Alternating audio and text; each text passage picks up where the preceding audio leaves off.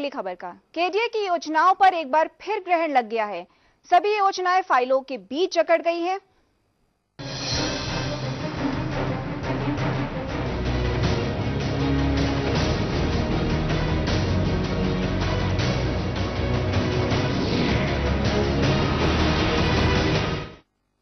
KDA के उपाध्यक्ष का पद क्या खाली है? लग रहा है कि केडीए अनाथ हो गया है। कानपुर शहर को सुंदर बनाने के लिए केडीए ने कई योजनाएं शुरू की थी, लेकिन अब सभी योजनाएं महज फाइलों में ही सिमट कर रह गई हैं। केडीए हुआ अनाथ। जयश्री भोज के तबादले के बाद खाली पड़ी है कुर्सी। शहर की कई योजनाओं पर लगा ग्रहण। महज फाइलों में ही सिमट कर रह गई है केडीए की योजनाएं। आखिर क्या है केडीए का खेल? आखिर कौन लगा रहा है योजनाओं में पलीता? केडीए की कारगुजारी किसी से छिपी नहीं है। आए दिन नए नए घोटाले सामने आते हैं। केडीए उपाध्यक्ष पद फिलहाल खाली है, क्योंकि केडीए की पूर्व उपाध्यक्ष जयश्री भोज का तबादला हो चुका है। शहर को सुंदर और स्वच्छ बनाने के लिए जयश्री भोज ने कई महत्वपूर्ण कदम भी उठाए थे, लेकिन उनके तबादले के बाद ही जैसे लगता है उन तमाम योजनाओं पर ग्रहण लग गया है। सभी योजनाएं ठप पड़ी हुई हैं।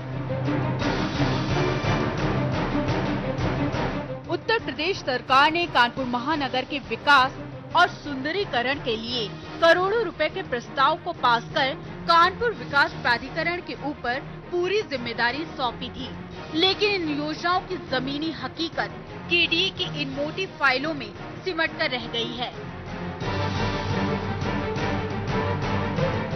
कानपुर महानगर के विकास और सुंदरीकरण के लिए यूपी सरकार ने करोड़ों रुपए की योजनाएं लागू की हैं, जिसमें से शहर की प्रमुख मोती झील के पास मौजूद बाल उद्यान में मल्टीमीडिया बेस्ड एक्वाटिक शो और लैंडस्केपिंग निर्माण के लिए यूपी सरकार ने केडीए को 6.66 करोड़ रुपए की मंजूरी दी।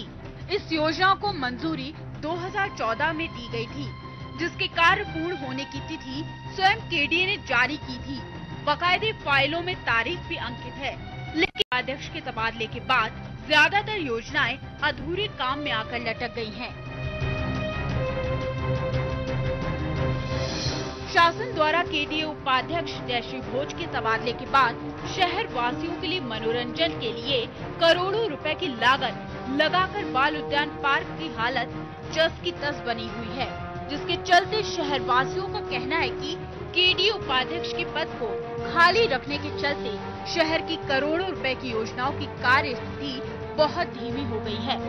देखिए, जहाँ तक हमारा विचार है कि जो भी केडीए या कोई भी विभाग का कोई भी जिम्मेदार पद होता है, अगर वो रिक्त हो जाता तो उसके बाद सरकार का बहुत ही नुकसान होता और योजनाएं ठप हो जाती हैं, जिससे जन सुविधाएं हैं उसमें अव्यवस्था उत्पन्न होने लगती है। तो हमारा ये व्यक्तिगत सोचना है कि जो भी केडीए का पद अगर खाली हुआ था, पहली बात तो खाली नहीं होना चाहिए था। उनके द्वारा जो योजनाएं थी वो लंबित हो गई हैं, बिल्कुल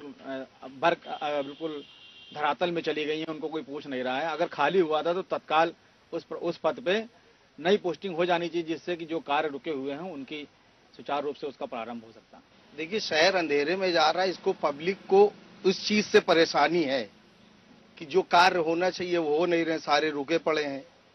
उस पद को जल्दी भरा जाए तो शहर हमारा उजाले में आ जाए। और इससे हम लोगों को क्या चाहिए? पब्लिक को चाहिए आंख, ब्लाइंड नहीं रहना चाहिए। अंधा है, दिख नहीं रहा, कुछ सफाई नहीं, कुछ नहीं, ये नहीं। तो शहर को इतनी जल्दी ऊपर आना चाहिए। अगर वो पद खाली है तो उसको भर देना चाहिए, जिसके चलते कानपुर महानगर के विकास और सुंदरीकरण का काम थमसा गया है, क्योंकि इन करोड़ों रुपए की योजनाओं पर कानपुर विकास प्राधिकरण की नजर नहीं पहुंच पा रही है। कानपुर शहर को सुंदर और स्वच्छ बनाने के लिए केडीए उपाध्यक्ष ने कई पार्कों को मंजूरी दी थी, लेकिन अब सभी योजनाओं पर ग्रहण लग गया है और शुरू हो गया है पैसे को दबाने का खेल। जब केडीए के उपाध्यक्ष पद की कुर्सी ही खाली है तो कौन देखेगा प्राधिकरण? यूपी सरकार ने कानपुर महानगर के विकास व पार्कों के सुंदरीकरण के लिए करोड़ों रुपए की लागत का प्रस्ताव पास किया था, लेकिन शायद अब कानपुर विकास प्राधिकरण की उपाध्यक्ष जयश्री घोष के हट जाने के बाद से इन करोड़ों रुपए की लागत से तैयार होने वाले इन पार्कों का सुंदरीकरण व विकास शायद इन मोटी फाइलों में ही दबके रह गया है। कैमरा पर्सन अंकित के साथ निखिल चौहान, के न्यूज, कानपुर।